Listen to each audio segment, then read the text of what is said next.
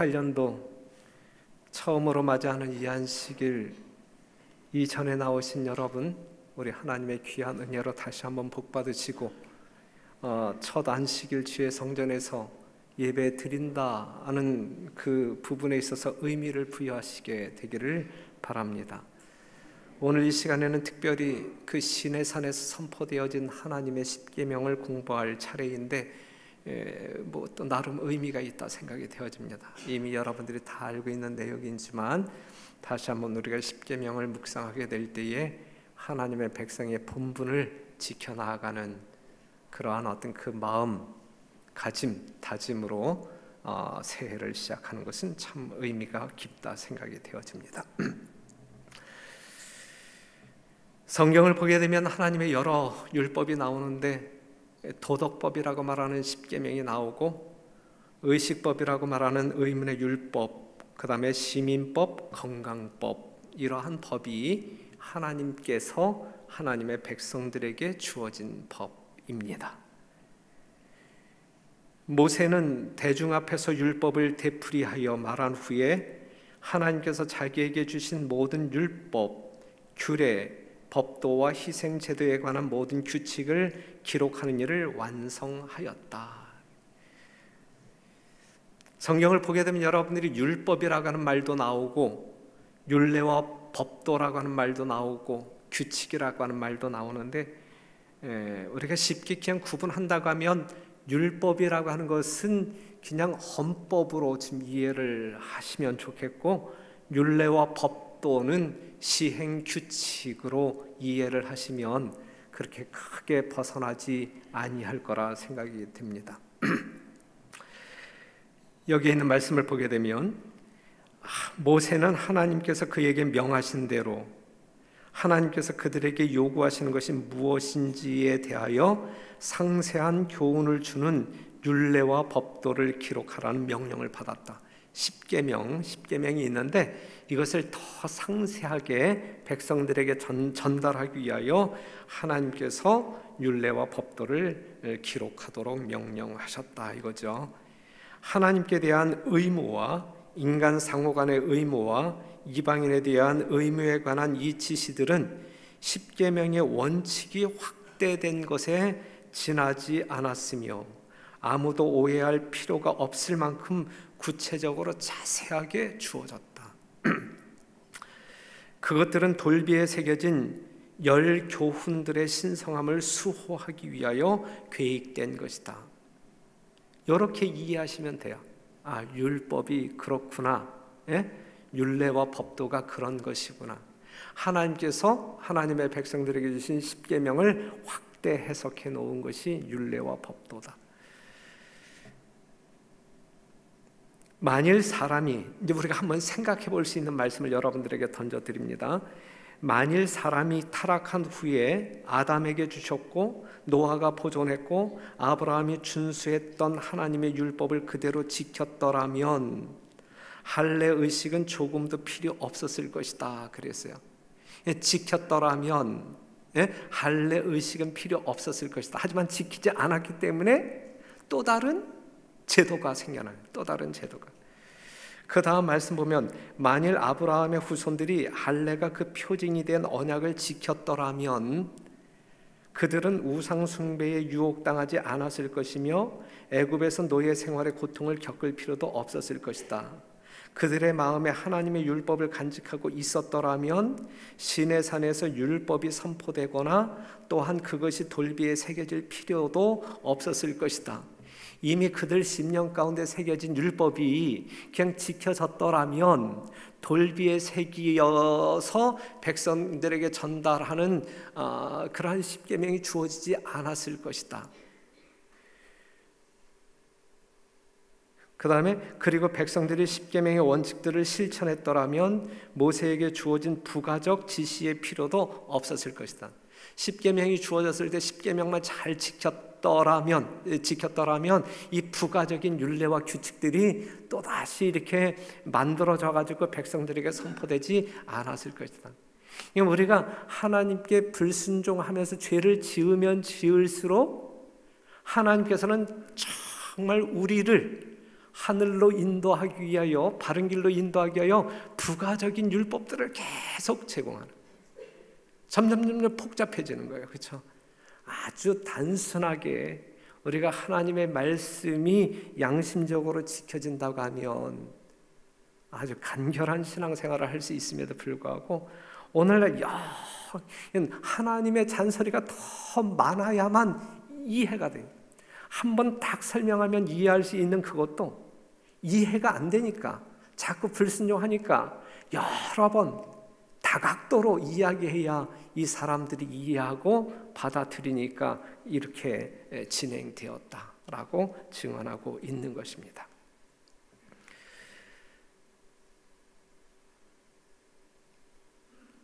십계명, 하나님의 직접적인 구술인 동시에 기록되어진 계시의 말씀이 십계명이죠. 이걸 데칼로그라고 하는데, 데카는 열을 이야기하고 로그는 로고스, 다시 말해서 10개의 말씀이란 뜻이에요. 십계명이라고 하는 것은 10개의 말씀. 한 신학과 교수가 학생들에게 물었어요.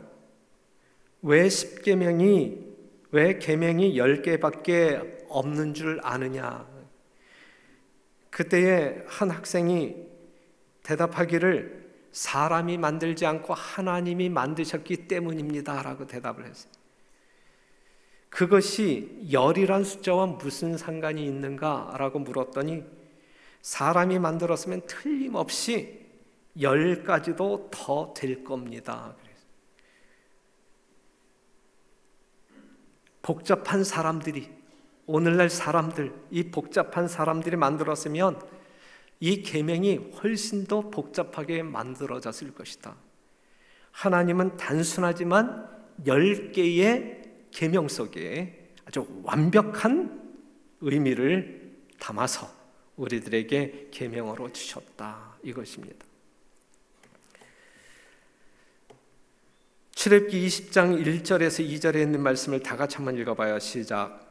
하나님이 이 모든 말씀으로 일러 가라사대 나는 너를 애굽 땅 종 되었던 집에서 인도하여 낸 너의 하나님 여호와로라.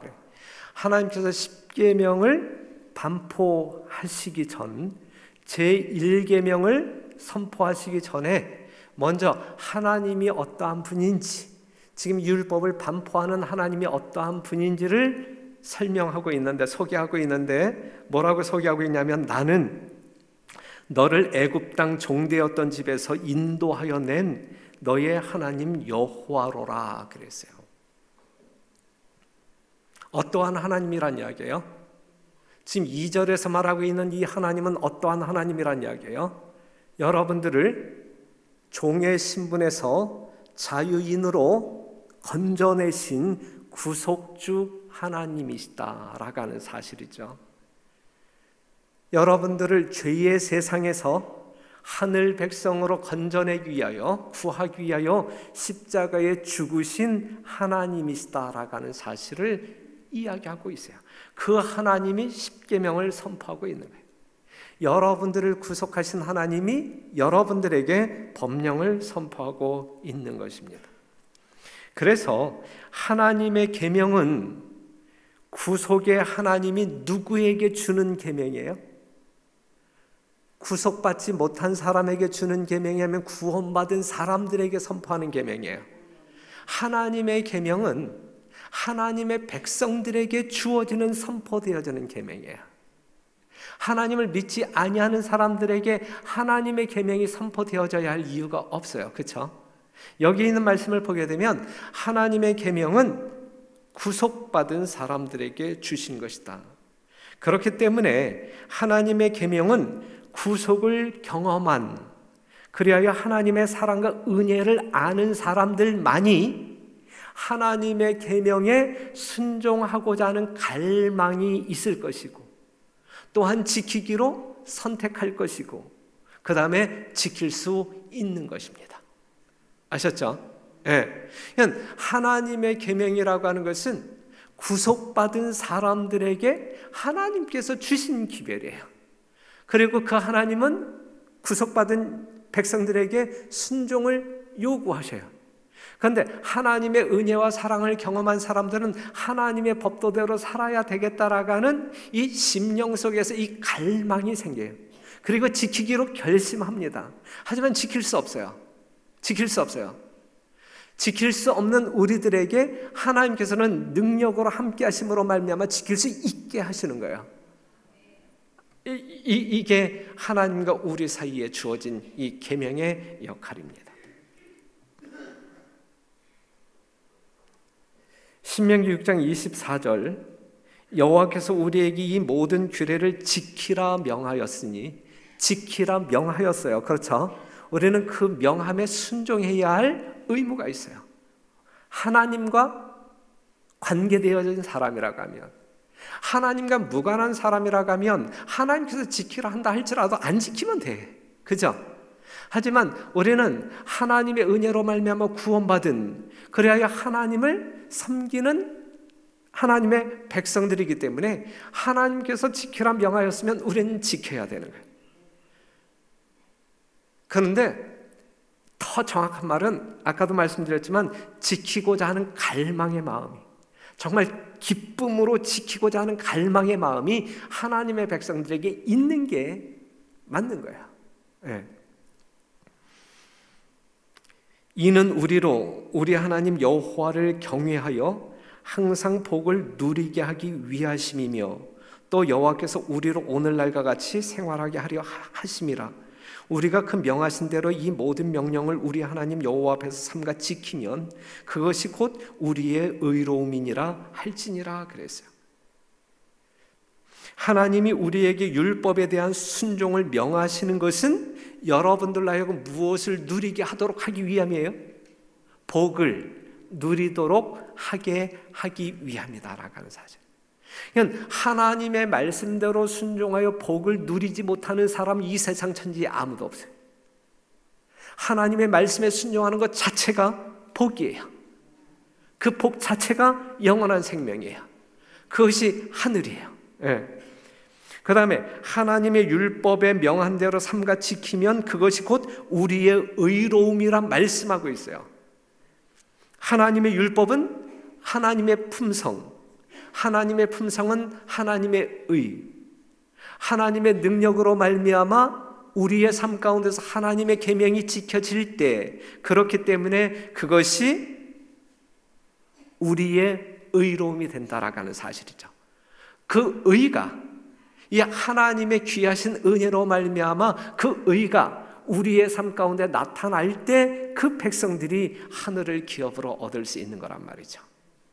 이것이 예수 그리스도의 의가 우리의 의가 되는 과정이고 현상이에요. 네. 그렇기 때문에 하나님의 백성들만이 하나님의 법을 지키고자 할 것이고 지킬 수 있다. 누구의 은혜로 말미암아? 하나님의 은혜로 말미암아.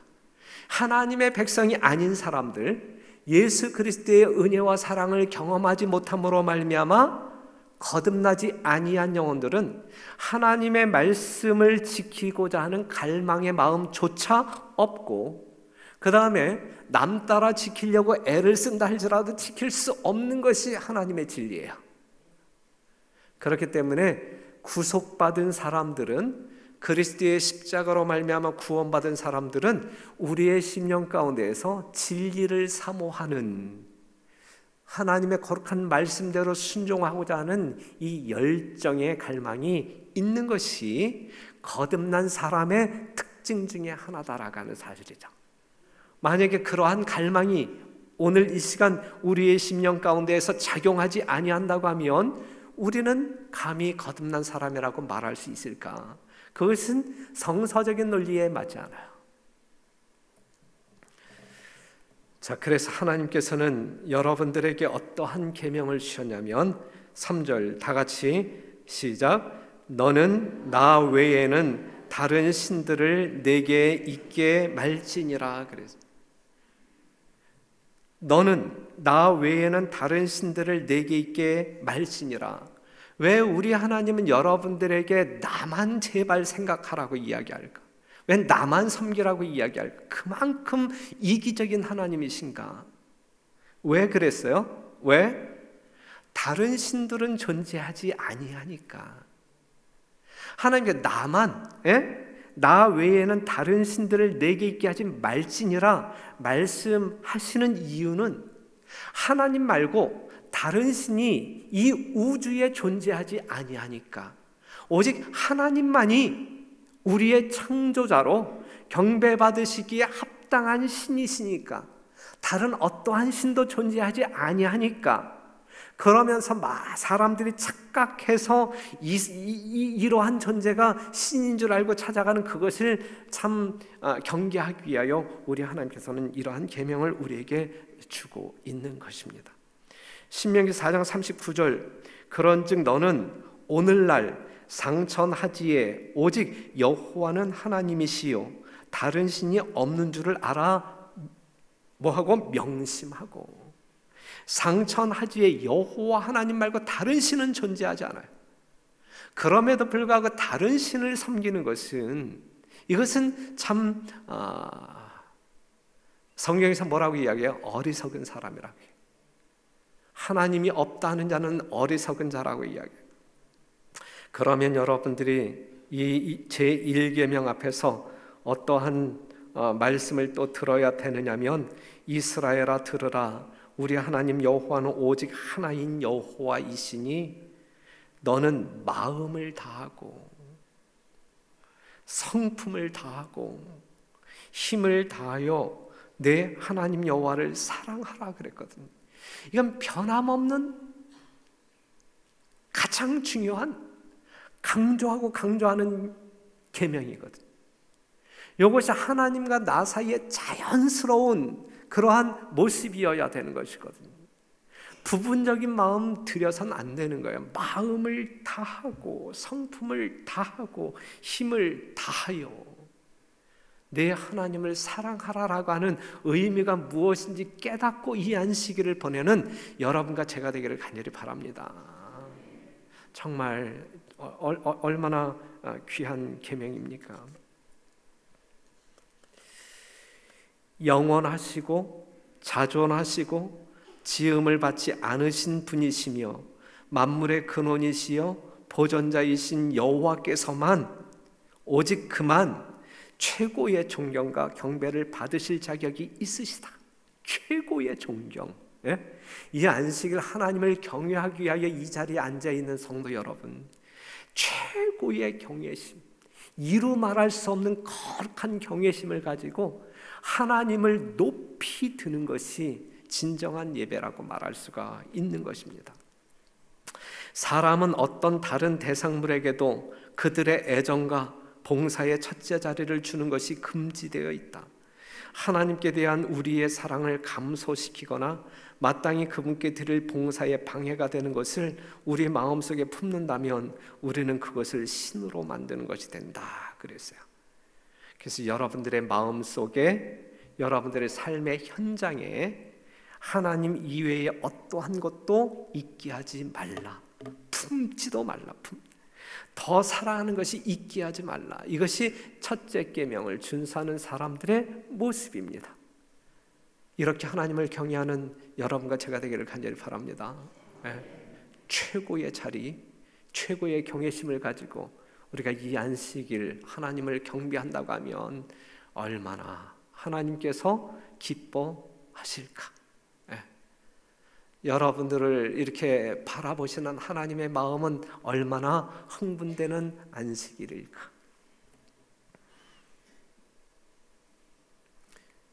제2계명 너를 위하여 새긴 우상을 만들지 말고 또 위로 하늘에 있는 것이나 아래로 땅에 있는 것이나 땅 아래 물속에 있는 것에 아무 형상이든지 만들지 말며 그것들에게 절하지 말며 그것들을 섬기지 말라. 나 여호와 너의 하나님은 질투하는 하나님인즉 나를 미워하는 자의 죄를 갚되 아비로부터 아들에게로 3, 4대까지 이르게 하거니와 나를 사랑하고 내 계명을 지키는 자에게는 1000대까지 은혜를 베푸느니라 그랬어요. 우리가 이 말씀을 보게 되면 하나님 이외의 모든 신들은 뭐다? 우상이다. 예, 하나님 이외의 어떠한 신이든지 모든 신은 우상이다. 사람들이 창조한 신들이 우상이다. 이 세상에 존재하는 모든 우상은 누가 창조한 거예요? 사람이 창조한. 사람이 창조하여 자기가 창조한 그 피조물을 섬기는 것이 우상이에요. 웃기죠? 진짜 웃기는 거예요. 너무너무 웃기는 거예요. 그렇죠? 예. 우상은 사람들이 창조한 신입니다. 그렇다고 하면 어떠한 사람이 신을 만드는가요? 어떠한 사람이? 로마서 1장 21절 하나님을 알되 하나님으로 영화롭게도 아니하며 감사치도 아니하고 오히려 그 생각이 허망하여지며 미련한 마음이 어두워졌나니 스스로 지혜 있다 하나 우준하게 되어 썩어지지 아니하는 하나님의 영광을 썩어질 사람과 금수와 버러지 형상의 우상으로 바꾸었느니라 그랬어요. 이러한 사람들이 우상을 만드는 거예요. 똑똑한 사람이 우상을 만들어야 하면 미련한 사람이 우상을 만들어요. 아주 우둔한 사람들이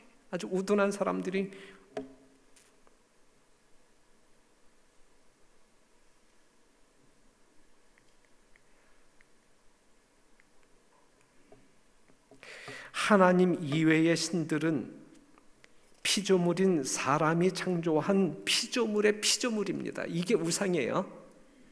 피조물의 피조물이 우상입니다. 그런데 그들이 경배를 받고 있어요.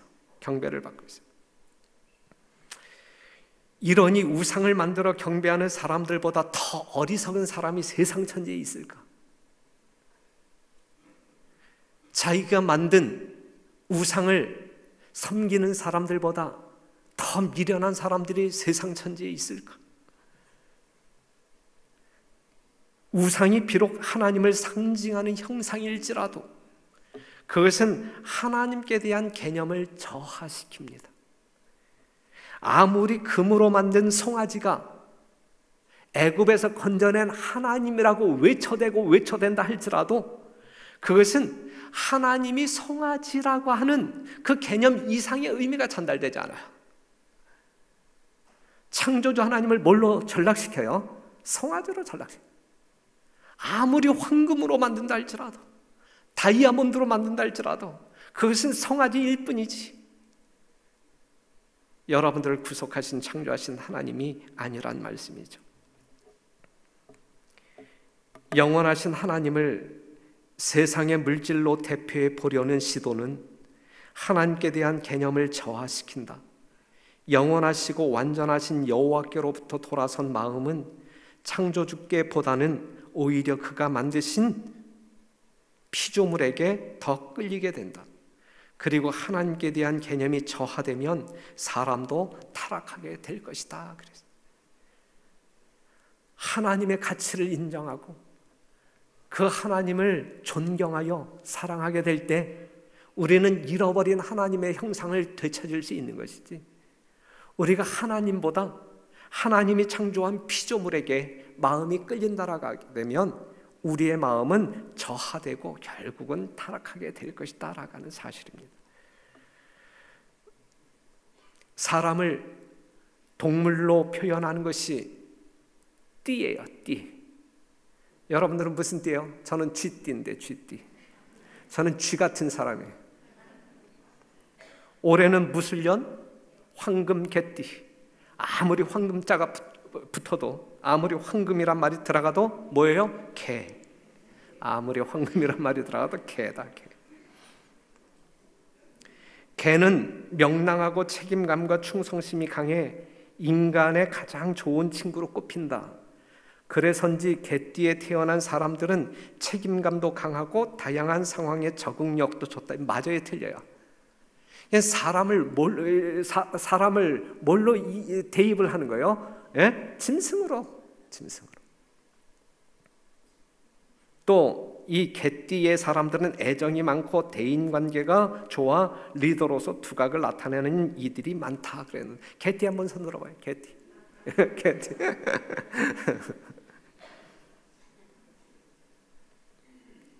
그 12지간주 동물들 보게 되면 자축, 인묘, 그 다음에 진사오미, 신유, 술, 해, 이 12마리의 짐승과 누구를 일치시키는 거예요? 사람들을 일치시키는 거예요. 아주 짐승으로 우리를 저하시키는 거죠. 하나님보다 더 사랑하는 모든 것들이 뭐라고요? 우상이다. 우상을 창조하는 자들의 삶은 타락의 극치를 치닫게 될 것이다. 하나님의 사랑을 거절하고 배반하여 다른 대상을 우리가 더 사랑하게 될 때에 우리 하나님 뭐 하신다 그랬어요? 질투하신다. 질투하시는 하나님은 어떤 마음으로 우리를 사랑했었는지를 보여주고 있는 거예요. 부조와 선지자에 이렇게 말씀하고 있는데, 하나님과 그분의 백성 사이에 친밀하고 신성한 관계가 결혼 관계의 형태로 표현되어 있다. 하나님은 여러분들을 이처럼 남편이 아내를 사랑하듯이 이처럼 여러분들을 사랑하신.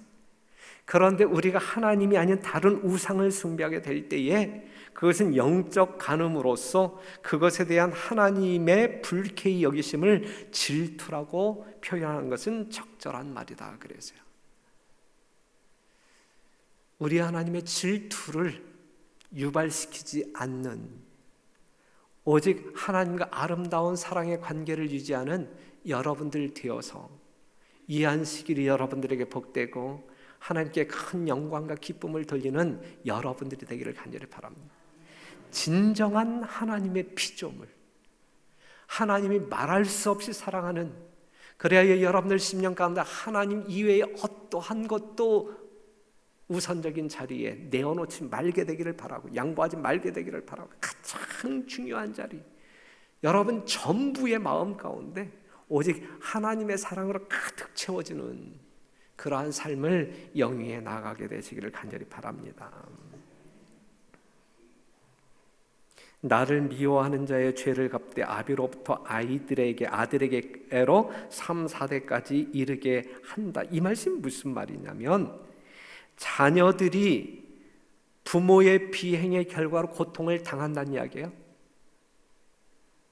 부모가 잘못 살면 그 고통이 자녀들에게 이어진다는 이야기예요. 이어진다는 이야기예요. 그들이 부모의 죄에 동참하지 않는 한 부모의 죄 때문에 그들이 벌을 받지 않지만 아비가 뭔가 잘못 살았을 때, 부모가 잘못 살았을 때에 그 결과에 대한 고통이 자녀들에게 이어진다라는 사실을 말하고 있는 것이고, 또한 부모들이 잘못되면 그 잘못된 유전자가 이 자녀들에게 전승되어진다라는 사실이고, 아비가 잘못 살았으면 그것을 보고 이렇게 느끼면서 이제 이 자식도 더 타락할 수 있다라는 사실을 이 말씀 가운데 보여주고 있어요. 그렇기 때문에 이 계명을 보게 되면 이 부모의 역할, 이 유전자가 우리 자손들에게 어떻게 영향을 미치는지를 보여주고 있는 것입니다. 나를 사랑하고 내 계명을 지키는 자에게는 천대까지 은혜를 베푸느니라. 둘째 계명은 거짓 신들을 숭배하는 것을 금하는 동시에 참 하나님을 경배하자라는 계명이죠. 세 번째 계명이 뭐예요? 다 같이 시작. 너는 너의 하나님 여호와의 이름을 망령되이 일컫지 말라. 나 여호와는 나의 이름을 망령되이 일컫는 자를 죄 없다 하지 아니하리라.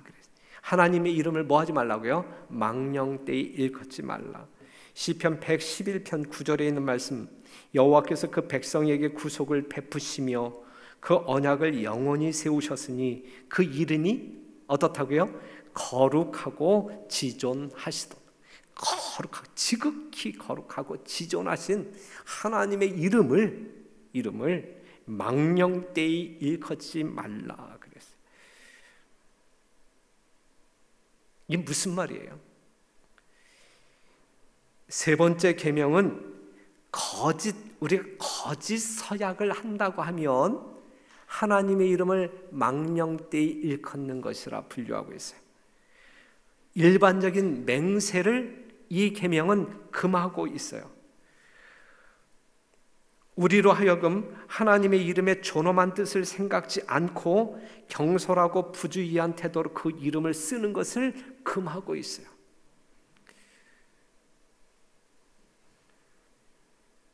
우리가 자주 이제 아주 황당한 어떠한 일을 당하게 될 때 오 마이 갓 이제 그러잖아요. 그렇죠? 예? 요걸 그냥 한국말로 번역하면 어떠한 말, 오 마이 갓이 한국말로 번역하면 어떻게 번역해요? 오 나의 하나님이 이거예요? 예? 하나님 맙소사. 하나님 맙소사. 이게 그 말이에요. 예, 같은 말이에요. 같은 말. 어처구니 없거나 이제 기막힌 일을 당했을 때 이러한 말들을 사용하게 되는데 그때에도 하나님의 존귀한 거룩한 그 이름을 그렇게 그냥 사용해서는 안 된다. 보통의 대화에서 부주의하게 하나님에 대하여 말하는 일, 사소한 문제로 그분께 호소하는 일, 그분의 이름을 자주 생각 없이 되풀이하는 일로 우리는 그분께 욕을 돌린다 그랬어요. 그래서 우리가 하나님의 이름 하나를 부른다 할지라도 하나님의 존재의 의미를 분명하게 또한 가치를 분명하게 인식하고 정말 지존하시고 거룩하신 하나님을 높이 받들 수 있는 함부로 대하지 아니하는 그 경건한 심령이 가득 채워질 때 그러한 심령에서 나오는 찬양이 어떠할 것이고 예배가 어떠할 것이고 그러한 심령을 가지고 있는 사람들이 그러한 사람들에게 하나님의 말씀을 선포하면서 제발 믿으십니까? 이 아멘을 요구하지 않아도 그냥 감동적인 아멘이 이렇게 터지는 게 자연적인 거 아니에요? 네?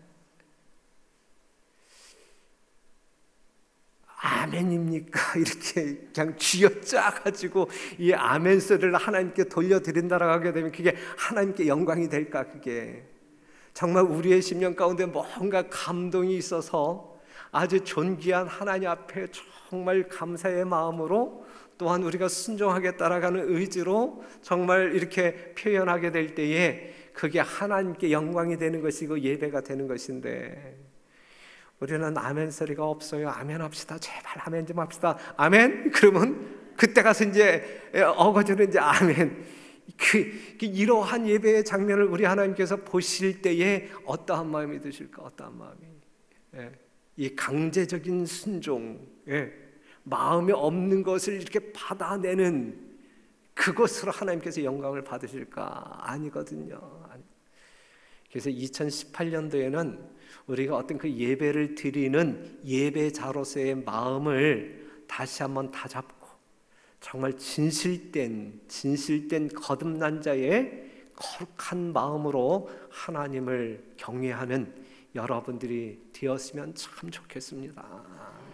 그래서 2018년도에는 우리가 인위적으로 아멘도 만들지 말고 그냥 정말 자연스럽게 그래서 그냥 이 설교 말씀보다 이 마음속에서 진짜 너무너무 하나님이 귀하고 귀해서 이 아멘 소리가 정말 흐느낌과 더불어 딱 옆 사람에게 들려질 때에 그 옆 사람이 아주 전율하는 감동을 받아서 함께 하늘을 향할 수 있는 그러한 분위기가 된다고 하면 얼마나 멋진 교회가 될 수 있을까. 그래서 2018년도는 우리가 지금 첫째 계명부터 셋째 계명까지 살펴보았는데 이 계명의 의미를 진정으로 우리가 이해하고 하나님을 아주 가장 높은 보좌에 앉으신 그 하나님을 경외하게 될 때에 여러분들 심령 가운데 진짜 거룩한, 그리고 우렁찬, 그리고 심금을 울리는 그 아멘이 이 성전을 진동시키는 한 해가 되기를 간절히 바라면서 오늘 말씀 마치겠습니다.